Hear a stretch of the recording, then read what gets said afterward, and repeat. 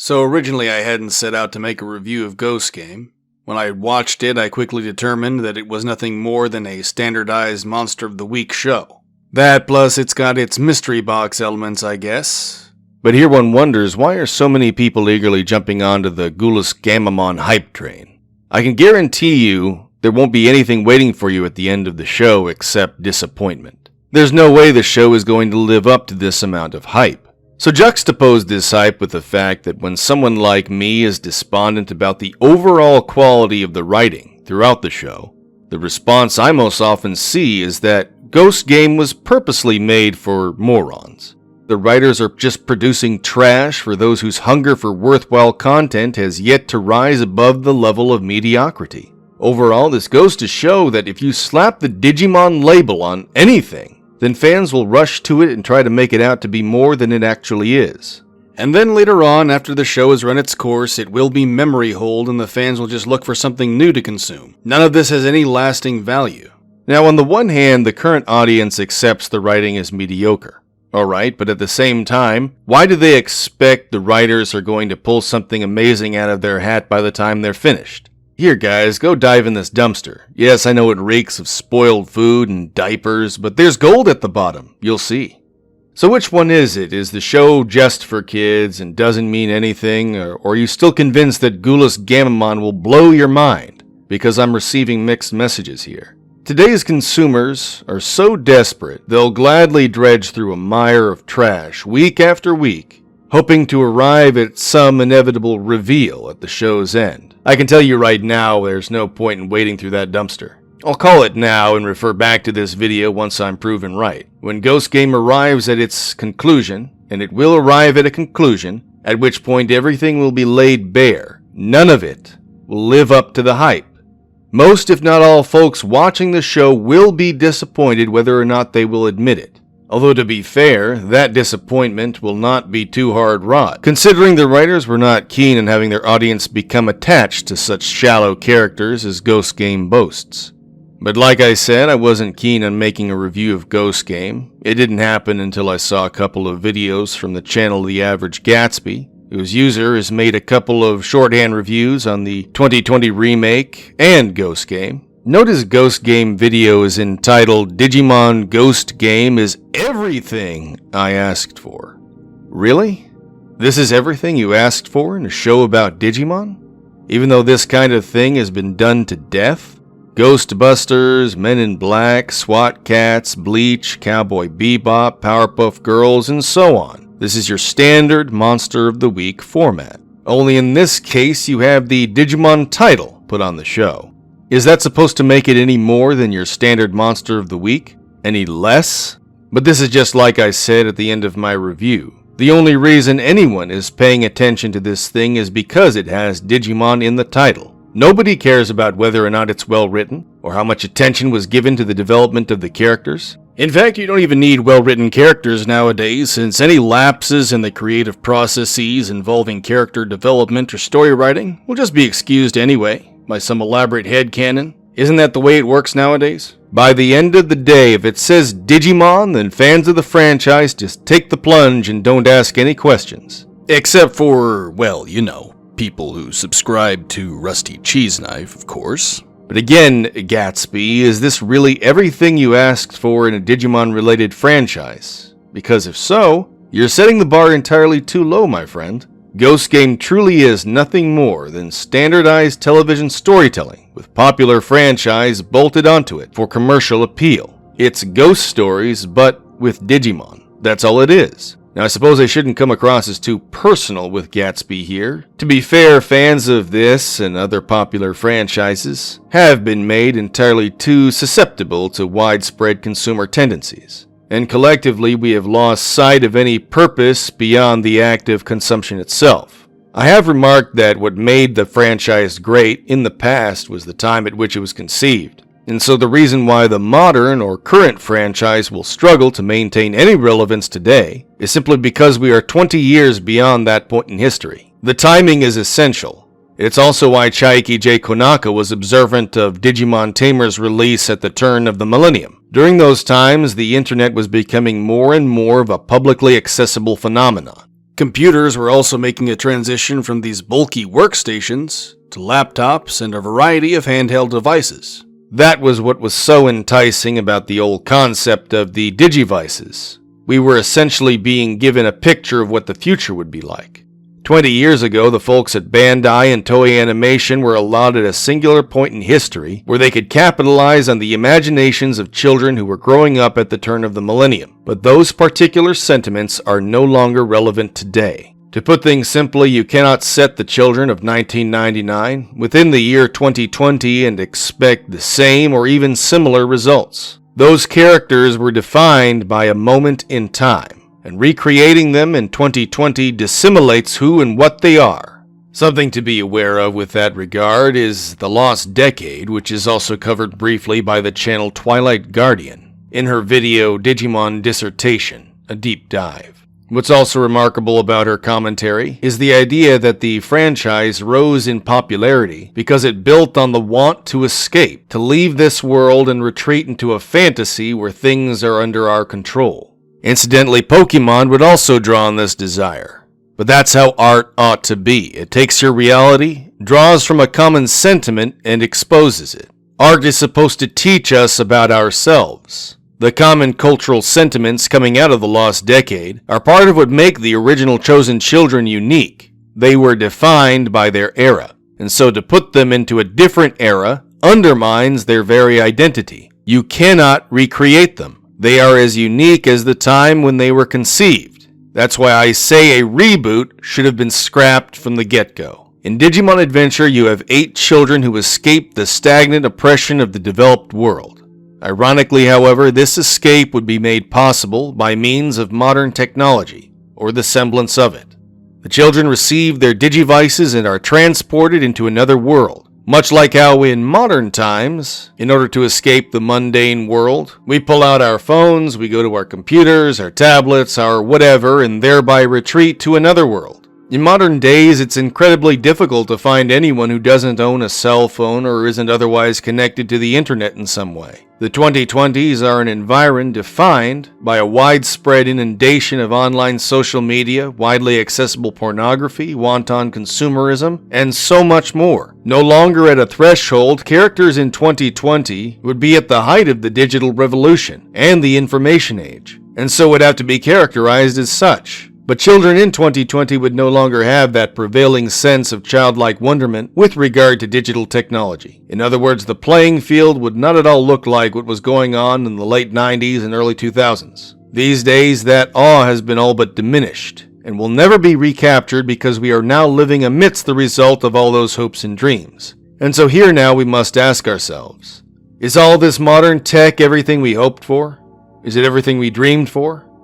And I can tell you right now, Digimon Tamers held the answer for us back in 2001, and it still holds the answers for us today. Digimon Tamers is where the television franchise peaked. It is the pinnacle of storytelling, and now it seems all that's left is for the rest of the fandom to come to terms with that fact.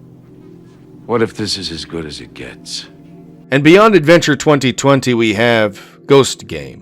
And while Ghost Game tries to be a bit more modern in acknowledging the existence of this holographic technology, there's no commentary about what holograms are in the grander scheme of things. For all intents and purposes, holographic technology is just an elaborate means by which Digimon can interact with the real world. But the technology itself can no longer boast the kind of value that was promoted by Adventure. That time has passed. To be clear on this, I had originally compared Digimon Adventure to The Lion, the Witch, and the Wardrobe by C.S. Lewis. And while the comparison stands, there is a major distinction between the two works that separates them, and that is the timing. The unique Digimon quality to Digimon Adventure that sets it apart is the era in which it took place. Take this snapshot of Koshiro as an example, in addition to these comments made in episode 1.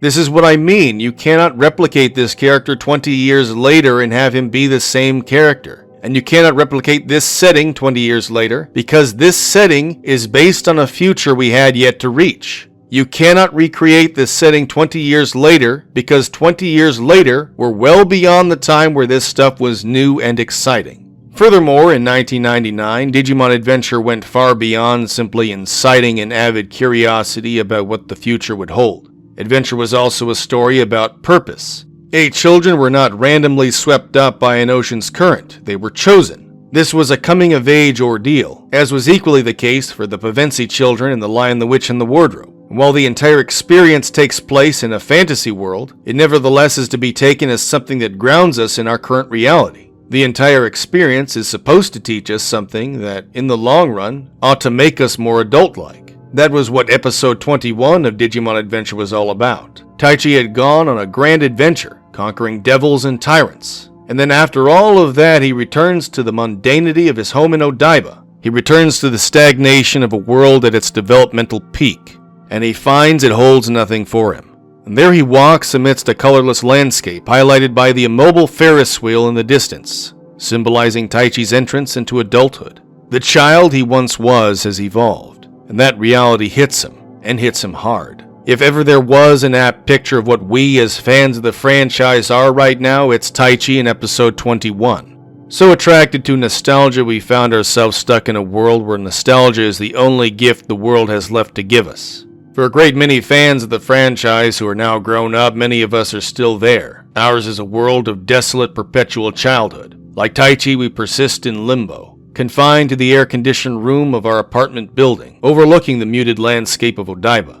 Watching Adventure 2020 or Ghost Game is not unlike peering outside the window of that apartment, where there stands that immobile Ferris wheel, a clear and cut symbol of childish abandonment, nostalgia. And where I am currently is that moment where 𝗙𝗨 steadily peers into his television screen, witness to these invading Digimon, creatures only he and few others can actually see. The world is blatantly under attack, but sadly, few but 𝗙𝗨 are able to see the impending doom. The rest of the world is blind. What episode 21 brought to bear were questions of meaning and of purpose. That's why I've taken issue with what Yamato tells Sora during the Dark Masters arc. His words to her reduce the question of what ought to be done to what can be done. In other words, Yamato reduces purpose to human possibility, rather than ethical responsibility.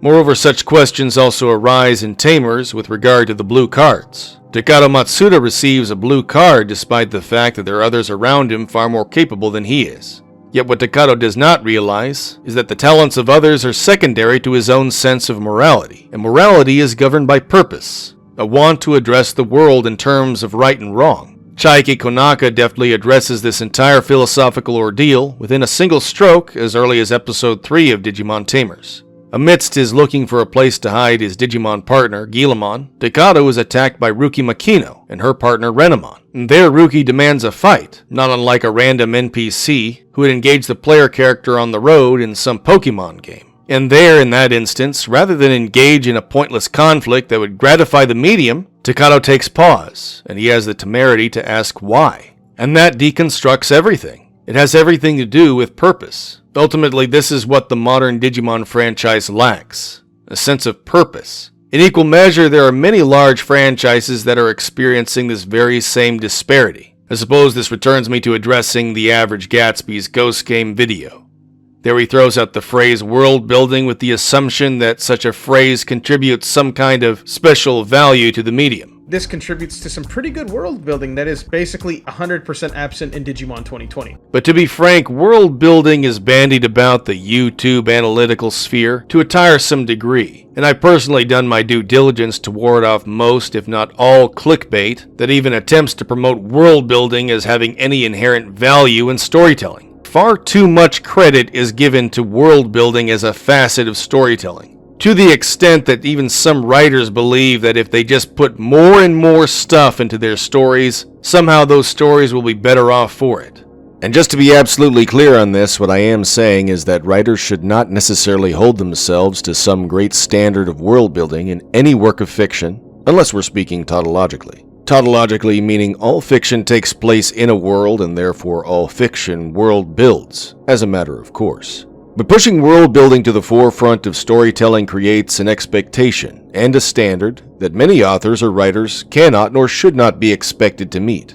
And when critics or fans focus too much on world building, they lose sight of aspects such as the arc of the story or the struggles of the characters within that story. Instead, these fans start to focus on the minutiae of whenever the world building breaks down. which inevitably will happen depending on how many technical details one has added to one's story. This is also why you get this whole fan theories business parading about the online analytical sphere as well. These fans see some inherent value in the technical details of a work, to the extent that they turn these franchises into mere abstracts. And this is why these franchises eventually wither and die. The characters in these stories are no longer people, they're reduced to concepts. Likewise, meaning and purpose have been reduced to a series of arbitrary events that occur from the beginning to the end. Now at this point, if you're still pulling out your hair saying I'm crazy for denying the importance of world building, I recommend reading an essay by Lincoln Michael from electricliterature.com. He also goes into great detail about why world building has become the most overrated and overused concept in fiction, as all world building constitutes is mere technical detail and is not necessarily indicative to what the world is worth in terms of quality. Likewise, these sentiments are attributable to the utter glorification that lore receives in any given franchise. But all lore is just more technical detail. It's fluff. An abundance of technical detail like world building and lore do nothing for us, and in fact reduce our own world to mere abstractness rather than solidify reality as it is. I have been asked what I'm looking for in particular when I engage in any media. Generally speaking, I'm looking for an experience, but more specifically, I want an experience I can learn from and reflect on later. Ultimately, this should be the purpose of any and all creative media, because stories, even ones based in fantasy, should be made for the purpose of giving us a picture of reality.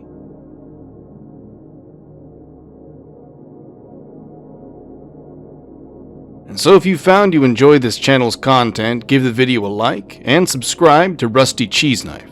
In addition, you may also support me through Patreon or Cash App, and the links for both may be found in this video's description. Thank you all for watching, and stay tuned for more.